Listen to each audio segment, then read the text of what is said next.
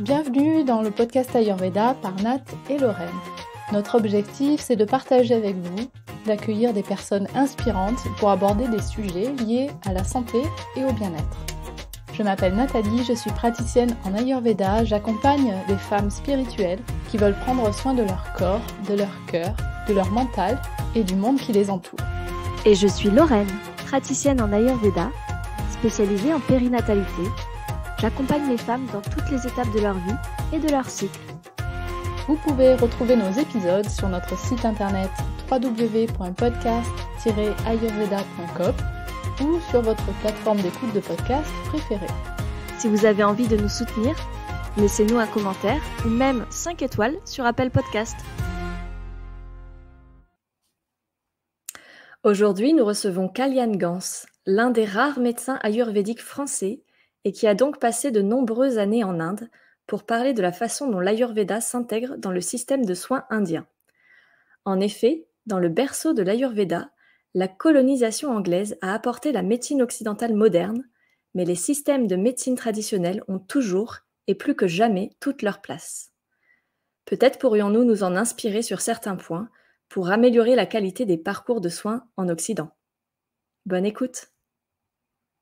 Bonjour Kalyan, bienvenue sur le podcast. Bonjour! Bonjour à toutes les deux. On est heureuse de te recevoir. Alors, tu es médecin ayurvédique, c'est-à-dire que tu as effectué donc plusieurs années d'études et un internat de médecine en Inde, et donc c'est agréé par le gouvernement indien. Est-ce que tu peux nous raconter un petit peu ton parcours? Qu'est-ce qui a fait que tu es devenu médecin ayurvédique? Comment ça s'est passé pour toi? Alors, il se trouve que j'ai une histoire avec l'Inde qui remonte parce que je suis venu en Inde où je me trouve actuellement à Goa quand j'étais enfant à l'âge de 2 mois et j'ai passé beaucoup de temps en Inde. Mon prénom est un nom issu du sanskrit, Kalyan. Et donc, plus tard, lorsque j'étudiais j'ai vécu entre l'Inde et la France toute mon enfance, et lorsque j'étudiais le droit à Paris 2, à Sas, après mes études, j'avais envie de retourner en Inde pour y étudier l'une des sciences anciennes indiennes, ou l'indologie, ou le sanskrit, ou retourner en Inde, si vous voulez, pour y habiter et y apprendre quelque chose et partir en Inde en élève, et pour essayer de me prêter à ces traditions que je voyais en Inde partout, dont j'entendais parler en Europe aussi, que je lisais des textes sur toutes ces traditions et ces savoirs indiens. Et donc, à la fin de mes études de droit, j'ai décidé de revenir en Inde pour y étudier quelque chose. Et lorsque je cherchais quelque chose à étudier en Inde, l'Ayurveda est apparu comme quelque chose qui rassemblait ce que je voulais faire de ma vie, dans le sens où, d'une partie, il y avait cette quête d'une Inde antique, d'une Inde pleine de savoir et de richesse, et à la fois, il y avait un autre questionnement que j'avais, qui était celui de faire quelque chose qui ait du sens de sa vie. Et c'est vrai que je me perdais un petit peu euh, dans mes études de droit. J'avais l'impression parfois que c'était difficile pour moi d'avoir une action positive dans le monde, et de vraiment pouvoir faire changer les choses. Et il se trouve que j'ai trouvé ça dans l'Ayurveda. Au Mmh. même moment, à la fin de mes études de droit, je lisais aussi un livre d'Alejandro Jodorowsky, qui est un auteur, cinéaste, dramaturge, etc., russo-chilien qui a vécu en France. Et c'est vrai que dans son autobiographie, j'ai perçu qu'il parlait souvent d'une sorte de langage universel du corps. Il parle beaucoup de soins dans son autobiographie qui s'appelle La danse de la réalité. et c'est vrai que je me suis vraiment identifié à cette quête qui est la quête du langage, du corps, de l'esprit, et au final du langage des humains. Et il m'a semblé qu'en partant en Inde, en étudiant l'Ayurveda, j'allais trouver une grille de lecture qui me permettrait de lire le monde, de lire les corps, de lire les malades et de trouver non seulement la lecture, mais aussi une manière de m'adresser à ces corps et donc de soigner. En lisant d'un côté la nature et les ressources naturelles qui sont l'origine des médicaments ayurvédiques, en apprenant à les reconnaître et à reconnaître leur qualité selon l'Ayurveda, dans ce langage qu'est le sanskrit et le langage de l'Ayurveda, et d'utiliser ça pour l'appliquer à des personnes, des patients Mmh. éventuellement. Euh, et, euh, et c'est comme ça que j'en suis venu à l'Ayurveda. En fin de parcours de droit et aussi en quête de choses à faire en relation avec l'Inde et la richesse de sa culture. Mmh. Et du coup, au moment où tu décides de commencer à te former à l'Ayurveda, c'était quand? T'avais quel âge? C'était quand? Alors, c'était il y a une bonne dizaine d'années et j'avais fini 4 ans de droit, donc je devais avoir 22 ans et j'ai commencé à chercher des universités en Inde où je pourrais m'inscrire pour étudier l'Ayurveda. C'était pas facile, c'était très compliqué pour plein de raisons et la raison principale étant qu'il y a très peu d'universités qui reçoivent des étudiants étrangers et qui ont l'organisation pour recevoir des étudiants étrangers, parce que ça demande aussi une organisation en termes de visa, ça demande une coordination avec les autorités d'immigration, etc. en Inde. Et donc ça, c'était une période qui a dû durer 1 an pendant laquelle je n'ai pas pu trouver d'université, malgré mes allées et venues à Bénarès, à Delhi, dans différentes universités, dans tous les ministères indiens, etc. Et qui a abouti au bout d'1 an sur une place dans un cours d'introduction à l'Ayurveda dans l'université où plus tard j'ai étudié pendant 7 ans l'Ayurveda. Et donc, c'était un cours d'introduction de 3 mois parce que à ce moment-là, l'université ne faisait plus de cours, ne prenait plus d'étrangers pour le long cursus.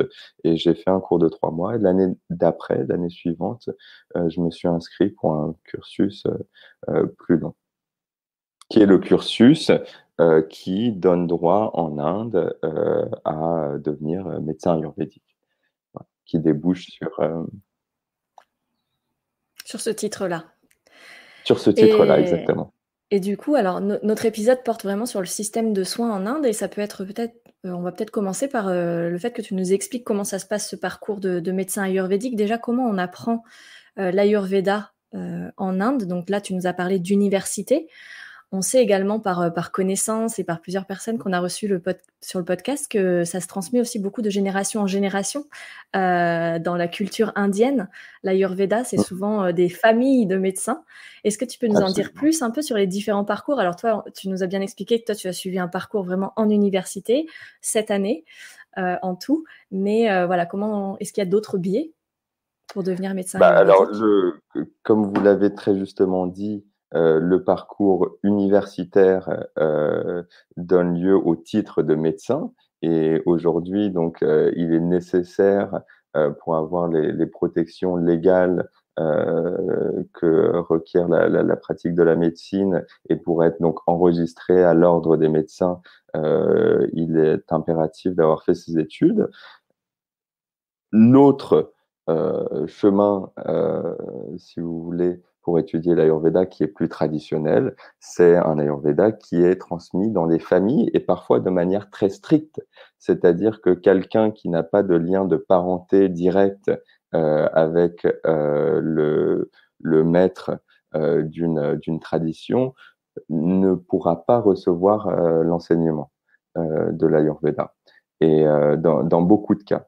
Ça, c'est vraiment traditionnellement, c'est quelque chose qui se transmet au sein d'une famille. L'Ayurveda, après, il y a un nombre d'exceptions. Il y a plein de Védias. Si vous voulez, il y a même au Moyen Âge et pendant la Renaissance, il y avait des médecins européens qui venaient en Inde et qui parvenaient à apprendre l'Ayurveda, souvent qui apprenaient auprès de familles de pandits, qui sont les castes qui sont en charge des textes, si vous voulez. Ok. Et ces médecins qui venaient justement en Inde, ces médecins qui venaient d'Europe, apprendre l'Ayurveda en Inde, est-ce que tu sais s'ils ont ramené des morceaux d'Ayurveda? Comment ça s'est passé? Souvent, ce sont des médecins qui se plaisaient beaucoup plus en Inde qu'en Europe et donc qui s'installaient à la cour, qui devenaient les médecins de la cour de Moghols ou de Maharajas non moghols indiens. Et moi, je connais l'histoire de quelques-uns de ces médecins ce sont des médecins qui sont restés en Inde, qui sont tombés amoureux de l'Inde malgré la malaria, les moussons, les chaleurs et tout le reste. Ce sont des médecins qui sont installés en Inde, notamment un médecin qui s'appelait Manucci, il me semble. Manucci, qui est au XVIe ou au XVIIe siècle, qui est un médecin italien et qui était venu apprendre l'Ayurveda et notamment le Rasa Shastra, qui est la branche alchimique de l'Ayurveda, où on travaille plus avec des métaux et des minéraux et des choses comme ça. Et justement, est-ce que tu peux nous dire quelles sont les différentes branches, les différentes spécialités et à quel moment du parcours elles interviennent? Est-ce qu'on fait un choix, un petit peu comme nous, notre parcours de médecin conventionnel en Europe où on choisit à certains moments une spécialité? Est-ce que c'est pareil sur le parcours de médecin ayurvédique? En effet, il y a un tronc commun qui est au moins 5 ans et demi d'études et c'est le BAMS. Et au-delà du BAMS, on peut faire un MD, un master ou un PhD. Et donc, c'est à partir du MD ou du PhD qu'on va se spécialiser. Et les spécialisations sont multiples et variées. Il y a des spécialisations qui sont propres à l'Ayurveda, par exemple le Panchakarma, le Kaya Chikitsa, ce sont des spécialisations qui n'existent pas en médecine moderne. Et sinon, on retrouve toutes les spécialisations de la médecine moderne, à savoir la pédiatrie, la gériatrie,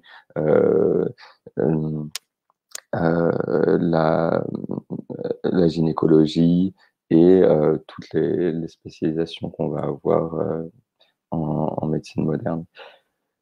À l'exception de spécialisation, on va moins trouver en Ayurveda dans les universités de spécialisation comme la gastro-entérologie par exemple, parce qu'on va considérer qu'en Kaya Chikitsa, si vous voulez, c'est le tronc commun, c'est la médecine générale, on va considérer que quasiment toute maladie va émaner de problèmes ou va avoir des répercussions digestives ou va émaner de problèmes digestifs.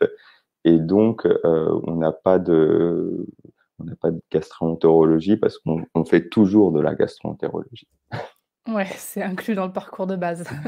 C'est inclus dans le parcours de base et c'est partie intégrante du traitement. C'est souvent la base, le fondement du traitement, si vous voulez. Ouais. Tu as parlé du lien avec la médecine moderne. Comment est-ce que, du coup, la médecine occidentale moderne s'intègre dans le parcours, du médecin ayurvédique? Ma question, c'est est-ce que c'est la médecine occidentale qui est enseignée, dans le parcours de médecin ayurvédique? Alors, on apprend en effet, lors des 2-3 premières années, on a des cours de physiologie, on a des cours de pathologie, on a des cours d'anatomie, on fait de la dissection et donc il y a toute une partie du parcours du BAMS, des études de médecine ayurvédique, qui comprend de la médecine moderne et pendant les 3 premières années, il me semble qu'on a à peu près pas loin de la moitié des points à gagner aux examens, si vous voulez, qui sont de la médecine moderne. Ce qu'on n'a pas, c'est tout ce qui est, on n'étudie pas en profondeur les médicaments. On va étudier de manière pratique, notamment pendant les heures cliniques, on va voir qu'il y a beaucoup de patients qui viennent, qui sont sous traitement. Donc, on va étudier ces médicaments juste parce que c'est des nécessités pour comprendre leurs actions, leurs effets secondaires, leurs interactions, etc. Et pour apprendre à, parfois, on doit aider des patients à arrêter un médicament qu'ils prennent depuis longtemps, donc on doit bien connaître ce médicament, mais ça ne fait pas partie des matières qu'on a aux examens. On a très peu de questions dans les examens annuels sur les médicaments allopathiques. Donc, à part tout ce qui est médicaments, on a physiologie, anatomie et pathologie. Et l'enseignement, il est fait en anglais, du coup, ou certains enseignements sont faits en sanskrit? Alors, l'enseignement est théoriquement fait en anglais dans la plupart des facs en Inde. Le sanskrit est une matière que l'on a la première année, et donc nous devons étudier, apprendre le sanskrit, la grammaire sanskrite et pouvoir lire le sanskrit parce que les textes fondateurs de l'Ayurveda sont en sanskrit. Et en fait, toute la médecine ayurvédique est une médecine qui dépend du sanskrit, parce que les concepts que l'on trouve en Ayurveda sont des concepts qui sont exprimés en sanskrit, et c'est très difficile de traduire souvent ces concepts.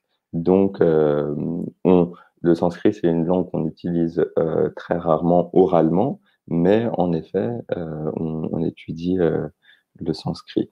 Et donc, anglais, sanskrit, parfois hindi.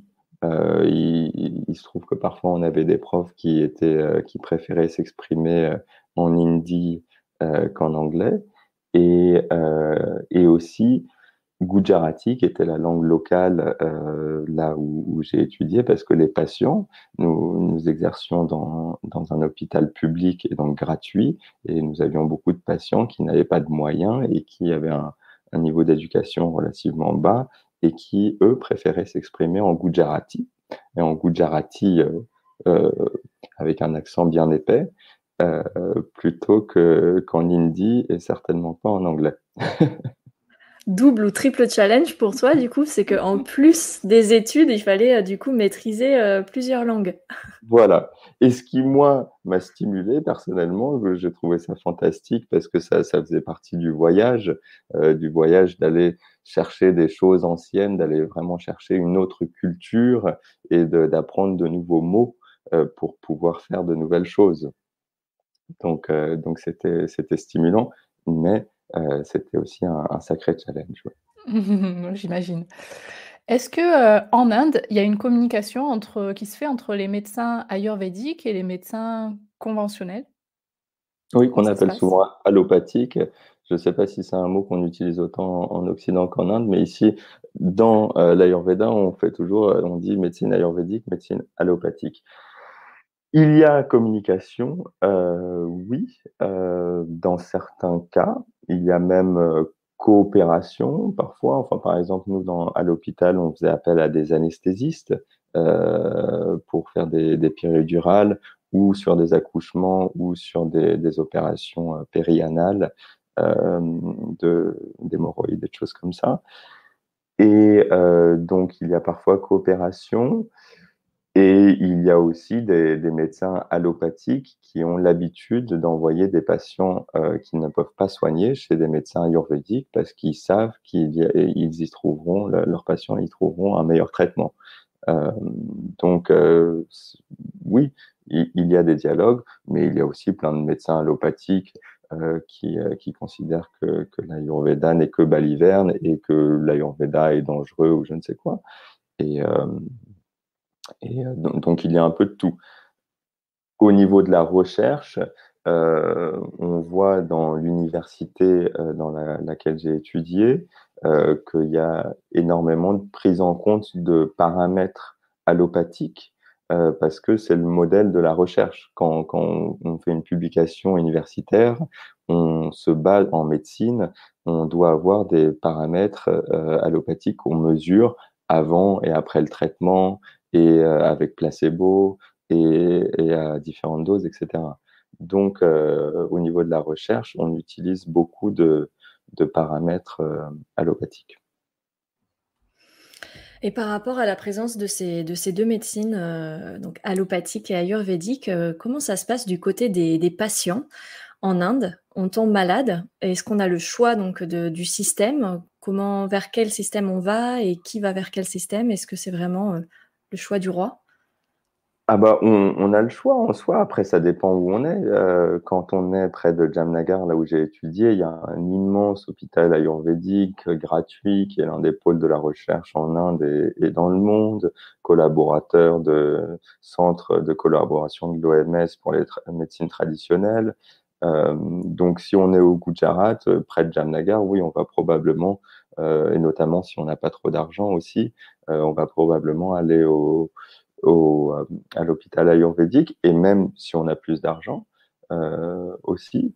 Et si on a plus d'argent, parfois on peut avoir un rendez-vous un petit peu plus privé plutôt qu'être dans les masses de ce qu'on appelle l'OPD. OPD, c'est les salles de consultation.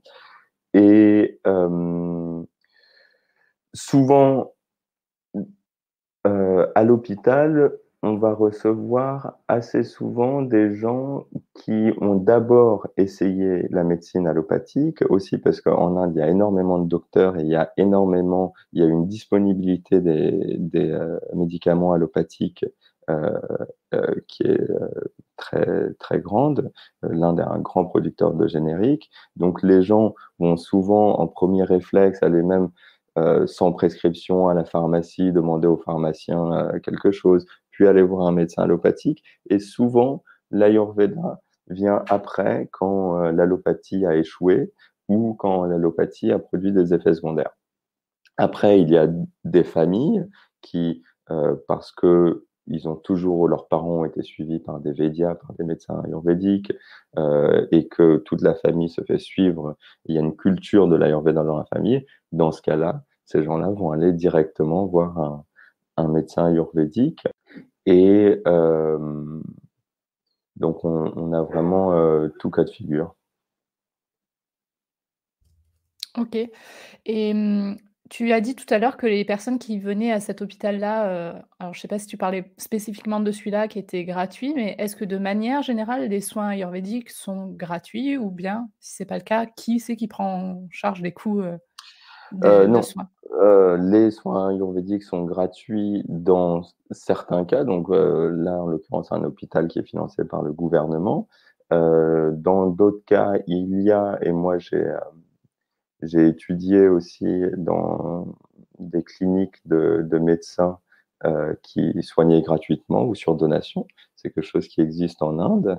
Euh, et sinon, le soin est à la charge des patients. Il n'y a pas, à ma connaissance, de couverture. Enfin, il y a sûrement des mutuelles, mais il n'y a pas de couverture générale de l'Ayurveda. Après, c'est une médecine qui est relativement peu chère dans beaucoup de cas euh, et, euh, et moins chère que, au moins par exemple, les interventions en Inde, tout ce qui est intervention chirurgicale, etc., est assez cher. C'est une médecine qui est relativement peu chère, mais qui reste à la charge du patient. Ok. Et pour bénéficier des soins, du coup, tu nous as parlé des hôpitaux publics. Est-ce qu'il y a d'autres structures dans lesquelles on peut bénéficier de soins, de type même clinique privée? Absolument. L'Inde est remplie de cliniques ayurvédiques et de plus en plus. Et donc, il y a tout type de soins qui sont disponibles dans des cliniques privées. Euh, et il y a des cliniques qui sont un petit peu plus spa, dirons-nous, où ça va être un petit peu plus orienté vers le bien-être, vers les massages, etc., pour les citadins qui ont des vies stressantes et qui ont besoin de se détendre et où au final c'est comme si la détente était la solution à tous les maux. Et il y a des cliniques plus médicales, et il me semble que c'est la majorité, la grande majorité, où on a des médecins qui ou bien ont fait des études, ou bien sont issus de familles de Védia, ou les deux, qui parfois produisent leur propre médecine, ce qui est quelque chose qui est assez exceptionnel en Inde, qu'un médecin ayurvédique puisse produire des médecines, c'est-à-dire fabriquer ses propres médicaments et les prescrire à ses patients. Et voilà, donc il y a beaucoup de cliniques qui parfois sont des cliniques qui sont aussi pharmacies, parfois sont simplement cliniques, parfois sont cliniques Panchakarma. Euh, Ok. Est-ce que tu penses que tous les Indiens ont accès à des soins, que ce soit des soins allopathiques ou ayurvédiques, mais est-ce que tous les Indiens ont accès à des soins de qualité? Est-ce que tous peuvent se permettre d'être soignés? je pense que c'est une question qui est assez complexe euh, je pense, est-ce que tous les Indiens ont accès à des soins? Tous les Indiens ont accès à des soins de qualité différente et c'est aussi un paysage qui change vite parce que l'un des autres lieux, si vous voulez, où on trouve l'Ayurveda en Inde traditionnellement, c'est dans les familles et c'est souvent les femmes qui tiennent ce savoir, les grands-mères, les mères, etc. Et donc, il y a une tradition très forte en Inde et très ancienne de remède de grand-mère, comme on dit en Occident. Et donc, ça, c'est quelque chose qui disparaît, mais qui faisait partie, à mon sens, de la santé publique en Inde. Le fait qu'il y ait la disponibilité de plein de plantes ayurvédiques et des savoirs transmis dans des familles depuis des générations et des savoirs qui sont pratiques. Si ces gens-là pratiquent encore l'utilisation de telle ou telle plante, c'est parce que ça leur a permis de survivre, si vous voulez, et ce sont des secrets de famille, ce sont des savoirs locaux, et donc j'aurais tendance à dire que ça fait partie de l'accès aux soins aussi. Alors après, il y a de plus en plus d'hôpitaux en Inde, de plus en plus de médecins, il y a énormément de médecins, et il y a énormément, euh, vu que vous parlez d'accès aux soins, vous parlez particulièrement des gens défavorisés, il y a énormément d'ONG, énormément d'actions gouvernementales et de plein d'initiatives différentes pour donner cet accès aux soins. Et j'ai participé à certaines de ces initiatives à l'université de Jamnagar, où on allait dans les villages, on faisait des camps pour l'anémie, notamment chez les jeunes femmes. Et on diagnostiquait l'anémie dans les villages et on leur donnait des médicaments produits dans la pharmacie de l'université pour contrer cette anémie. Donc, il y a toutes sortes d'initiatives qui existent en Inde, justement pour combler d'éventuels manques à ce niveau-là. Mmh. Donc tu disais, il y a de plus en plus d'hôpitaux, de plus en plus de médecins, il y a aussi de plus en plus d'Occidentaux qui veulent partir ou partent en Inde pour se soigner. Alors peut-être plus dans des cliniques spa comme tu les décrivais, mais pas que. Est-ce que tu peux nous dire quels sont les avantages pour nous occidentaux d'aller en Inde pour se soigner? Est-ce qu'il y en a? Alors, ah bon, oui, il y en a forcément. Bon, d'une part, il y a un avantage évident qui est qu'en Europe, il me semble que c'est très difficile de mettre en œuvre certains soins. C'est-à-dire qu'il y a certaines plantes qui ne sont pas autorisées et il y a certains types de soins qui ne sont pas autorisés. En Inde, les médecins ayurvédiques ont la capacité d'utiliser tous les traitements traditionnels de l'Ayurveda. Ils ont la disponibilité de la pharmacopée, des plantes ayurvédiques aussi. Et dans le cas où les soins requièrent du personnel paramédical,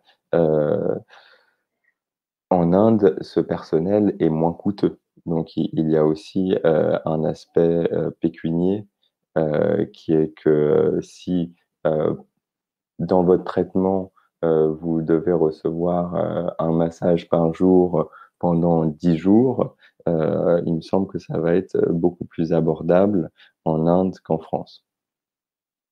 Mmh. Et l'autre aspect de la question, c'est aussi, est-ce qu'il y a des avantages et enfin, quels sont les avantages et les inconvénients pour le système indien que des occidentaux viennent se soigner en Inde? Les avantages et les inconvénients pour le système indien. Les avantages sont que c'est toujours bon de faire rayonner une médecine, de faire rayonner une science, et c'est un avantage à la fois pour celui qui rayonne que pour celui qui reçoit. Des avantages, euh, donc dans ce rayonnement, il y a aussi des avantages économiques, c'est-à-dire que ça permet de développer aussi euh, des, des cliniques éventuellement à l'étranger aussi d'Ayurveda et de développer l'Ayurveda. Les inconvénients, il n'y en a pas vraiment. Je vois pas vraiment l'inconvénient. C'est rare qu'il y ait un inconvénient pour un médecin de recevoir un patient. Après, éventuellement, euh, je sais il y a des gens qui viennent en Inde et qui n'y trouvent pas le confort ou n'y trouvent pas la culture, le langage ou certaines choses qui leur déplaît. Euh, mais ça, c'est plus un inconvénient pour le patient, peut-être que pour le médecin. Ok. Selon toi, qu'est-ce que l'Ayurveda peut apporter au monde occidental? Qu'est-ce que l'Ayurveda peut apporter au monde occidental? Bien des choses. Euh, bah, Notamment le fait si vous voulez, l'Ayurveda voit les choses dans leur contexte. Et je pense que c'est quelque chose que l'on a un peu oublié en Occident. Et c'est-à-dire que si vous avez une maladie, et de manière générale, votre santé est le fruit de l'environnement, de votre environnement. Et cet environnement, c'est les saisons, c'est ce que vous mangez, c'est ce que vous faites pendant la journée, etc., etc., etc. Et il me semble que l'approche de l'Ayurveda permet vraiment de comprendre ça en profondeur et de soigner quelqu'un non seulement avec une médecine, mais aussi avec une compréhension de l'étiologie, notamment. Donc, en Ayurveda, lors d'une consultation, si vous voulez, on fait une enquête où on essaye de comprendre quelles sont les causes d'une maladie. Une fois qu'on a trouvé ces causes, on essaye de proposer aux patients une manière de euh, d'arrêter tous les éléments qui nourrissent la maladie, donc d'arrêter toutes les causes, que ce soit des habitudes de nourriture, de quoi que ce soit. Et en plus de ça, on va donner des médicaments pour que le changement dans le corps soit plus rapide, pour accélérer le processus. C'est une médecine de terrain. Donc, plutôt que de se concentrer sur des choses très précises, si vous voulez, souvent, il me semble qu'en médecine allopathique, on va se concentrer sur le point d'arrivée, sur l'effet final qu'a un terrain mauvais pendant 10 ans. 10 ans, 15 ans, 20 ans de terrain mauvais va donner une maladie très précise qui est dans un tissu précis, etc. L'Ayurveda va s'intéresser à comment est-ce que cette chose s'est formée, et c'est un processus qui prend beaucoup de temps, et à essayer de reverse, comme on dit en anglais, de rembobiner, j'y perds mon français, mais de changer, d'inverser le processus. Et en faisant ça, et à la fois en donnant des médicaments qui sont, certes, il y a certains médicaments qui sont symptomatiques, qui viennent pour corriger le symptôme, parce que c'est ce qui provoque une douleur au patient ou une gêne au patient, mais ces médicaments, essentiellement, ils viennent corriger le terrain. Ils viennent corriger le terrain pour que le terrain qui a donné naissance à une maladie soit changé de sorte à ce qu'il ne mène plus au même type de pathologie. Donc, je pense que ce que l'Ayurveda a à offrir, c'est une compréhension du corps en tant que terrain, une médecine de terrain qui permette de soigner de manière plus profonde et de manière plus pérenne. Le but, quand nous suivons des patients, c'est non seulement qu'ils n'aient plus cette maladie en particulier, mais dans 90% des cas, l'effet secondaire du traitement est que les autres petites gènes qu'ils avaient disparaissent aussi et que les patients ressortent du traitement avec de l'énergie, avec une bonne digestion, un bon sommeil et qui puissent, euh, le but final, c'est que les gens puissent faire ce qu'ils ont à faire dans leur vie et qu'ils puissent s'occuper de leur famille si c'est ce qu'ils ont à faire, qu'ils puissent travailler, qu'ils puissent aider la société, etc. Ça, c'est le but ultime de l'Ayurveda. C'est qu'on aide les gens à revenir à l'état de santé. On essaye aussi de leur ouvrir un peu les yeux sur certaines choses pour qu'ils comprennent le lien entre leur quotidien, entre ce qu'ils mangent, entre les saisons, entre là où ils vont en voyage, éventuellement entre toutes ces choses-là et eux, qui comprennent qu'il y a un échange permanent, un jeu d'influence permanent, et donc qu'ils puissent prendre leur santé en main et que cette santé devienne quelque chose de périn pour qu'ils puissent faire ce qu'ils ont à faire sur cette terre. Mmh. Merci pour ce partage, Kalian. Tu sais que le système de soins en Occident est parfois un peu verrouillé, tu vois, sur les traditions ancestrales et cetera, qu'il y a parfois des craintes par rapport à l'Ayurveda, en Occident. Comment est-ce que selon toi, on pourrait, tu vois, nous inspirer du système de soins ayurvédique pour faire progresser la santé, en Occident? C'est une question un petit peu compliquée. Comment est-ce qu'on pourrait s'inspirer? Ah bah, déjà,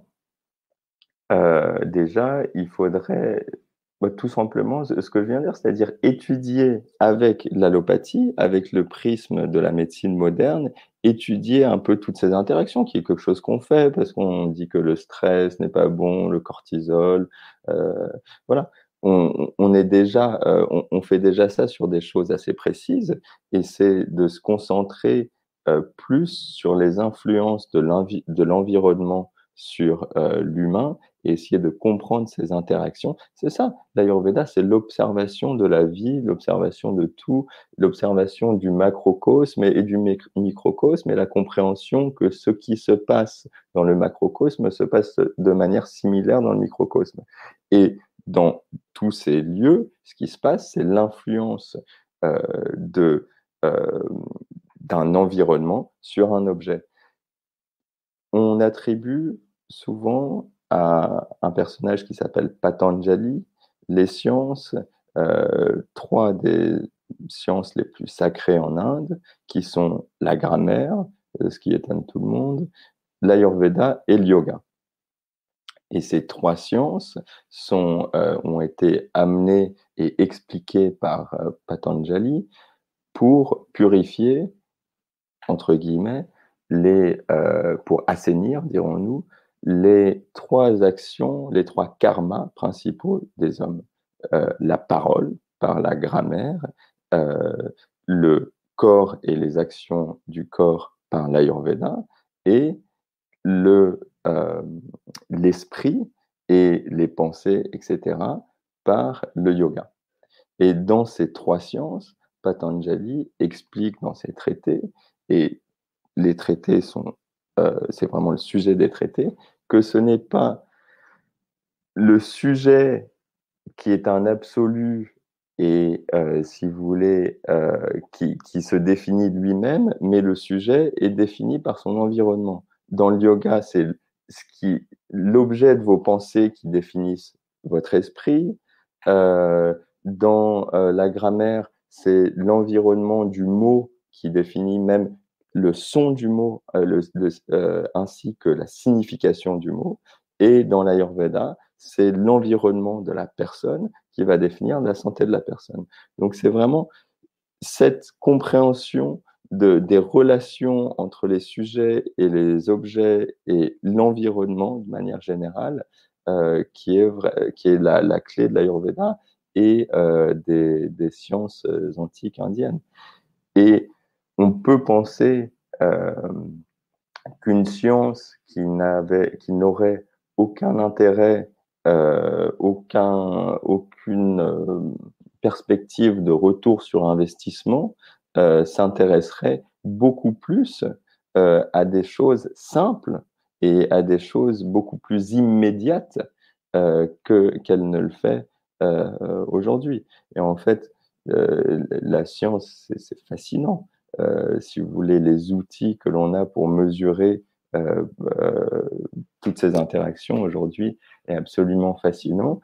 Et à mon sens, la seule chose qui est regrettable, c'est qu'elle ait un peu souvent une perspective de retour sur investissement et qu'elle ne s'intéresse pas trop aux choses qui ne contiennent pas cet élément de retour sur investissement. Très bien. Merci Kalian pour tous ces partages que tu nous donnes aujourd'hui dans cet épisode. On arrive à la fin, parce qu'il y a toujours une fin aux bonnes choses. Et pour la fin de cet épisode, on a quelques questions rituelles. Est-ce que tu es prêt? Très bien. J'espère. Alors, notre première question porte sur ton rituel préféré dans ton quotidien. Mon rituel préféré dans mon quotidien. J'ai beaucoup de rituels, mais j'ai envie de dire ce qu'on appelle snanam en Ayurveda, qui est le bain, la douche. Et figurez-vous que dans les textes ayurvédiques, les propriétés médicinales de la douche et du bain ont été listées, et donc ça fait partie du dinacharya. Dans le dinacharya, on se masse, etc., on fait du sport, tout ça. Mais le bain, c'est quelque chose d'extrêmement important. C'est quelque chose qui purifie le corps, l'esprit. C'est quelque chose qui nourrit. Et pour moi, c'est un vrai rituel. Et c'est quelque chose qui est très important dans la culture indienne. Quand les premiers Français, j'ai un livre dans ma bibliothèque derrière qui s'appelle Les Indes florissantes et qui est un livre fascinant sur les premiers Français qui sont venus en Inde. Et les Français étaient ahuris de voir ces gens se baigner tous les matins à 5h, 6h du matin. Ils étaient tous dans les lacs, les rivières, à côté des cours d'eau, etc. Et donc, il y a une vraie culture du bain en Inde. Et pour moi, c'est un rituel très important qui parfois est traditionnellement, si vous voulez, le bain est pris avant chaque repas parce que le repas puisqu'on parle de rituel, c'est l'offrande à Agni. La culture védique est une culture du feu et de la vénération du feu qui s'appelle Agni. Il y a un feu extérieur dans le macrocosme qui est très bien gardé par les brahmanes. Il y a un feu intérieur qui est notre feu digestif. Et donc, le bain, parmi ses propriétés, augmente le feu digestif et prépare au repas et amène la propreté nécessaire, l'assainissement nécessaire au repas. Et donc, il y a certaines personnes, des communautés de gens qui sont très branchées sur les rituels en Inde, qui vont se baigner, prendre un bain à chaque fois avant les repas. Et c'est listé par Charaka, c'est Dipanam, ça augmente le feu digestif. À l'inverse, puisque l'on parle du bain, vos auditeurs pourront noter que le bain après les repas est très mauvais parce qu'il casse la digestion et il amène une circulation périphérique et il baisse la circulation sanguine dans les organes digestifs et il va donc casser la digestion. Et quelqu'un qui prend systématiquement sa douche après les repas s'expose à des maladies chroniques on aura du mal à diagnostiquer causes idiopathiques, etc. Et donc ça fait aussi partie de l'enquête dont je vous parlais, du médecin ayurvédique. À quelle heure vous levez-vous? Qu'est-ce que vous mangez? Quand est-ce que vous prenez votre douche, etc. Et on va remodeler la journée pour qu'il n'y ait rien qui puisse créer des problèmes, que ce soit à court ou à long terme. Ok. Notre deuxième question rituelle, c'est quels sont tes projets dans les prochaines semaines? Dans les prochaines semaines. Alors, il se trouve que je suis récemment arrivé en Inde, à Goa, et donc je suis en train de réouvrir ma clinique. Et donc, mes projets dans les prochaines semaines sont la manufacture de médicaments. On est en train de donner un petit coup de frais au jardin, parce qu'il y a j'ai un jardin, une sorte de jardin botanique qui entoure la clinique. Et voilà, et de reprendre les consultations. Super. Et notre dernière question s'appelle l'instant de gratitude. L'instant de gratitude. Oui, tout à fait. Qui aimerais-tu remercier? Ou de manière plus globale, qu'est-ce que tu aimerais remercier? Ah, il y en a un paquet de gens que j'aimerais remercier. Mais puisque dans le contexte actuel, nous sommes en France, ou vous êtes en France, j'aimerais remercier Narendra Das, qui est un praticien, un médecin ayurvédique que vous connaissez peut-être, et qui est un très bon ami et quelqu'un à qui je dois beaucoup. Nous avons étudié au même endroit et nous partageons la même passion. Et voilà, c'est quelqu'un qui m'est très cher et que je voudrais remercier. Il y a une deuxième personne à qui je dois beaucoup, qui est un médecin de l'université de Jamnagar, qui s'appelle Monsieur Bhupesh Patel, pas Bhupendra, Bhupesh, et qui est un médecin absolument extraordinaire et quelqu'un qui a une compréhension de l'Ayurveda qui est très profonde et qui, il se trouve, fut un temps à Genève pour aider justement à intégrer l'Ayurveda dans les protocoles de l'OMS, dans les protocoles de l'Organisation mondiale de la santé, et c'est quelqu'un d'extrêmement précieux. Très bien, merci beaucoup Kalyan pour justement tes précieux partages aujourd'hui sur le podcast Ayurveda. Merci d'avoir été avec nous. Eh ben, je vous en prie et je vous dis peut-être à bientôt. À bientôt Kalyan, merci beaucoup. Au revoir. Merci pour votre écoute. Si comme nous vous aimez cette idée de podcast sur l'Ayurveda, n'hésitez pas à nous encourager avec une note ou un commentaire sur votre plateforme d'écoute de podcast et bien sûr en vous abonnant au podcast. Vous pouvez nous retrouver sur notre site internet www.podcast-ayurveda.com ou sur notre page Facebook Podcast Ayurveda par Nat et Lorraine. À très bientôt!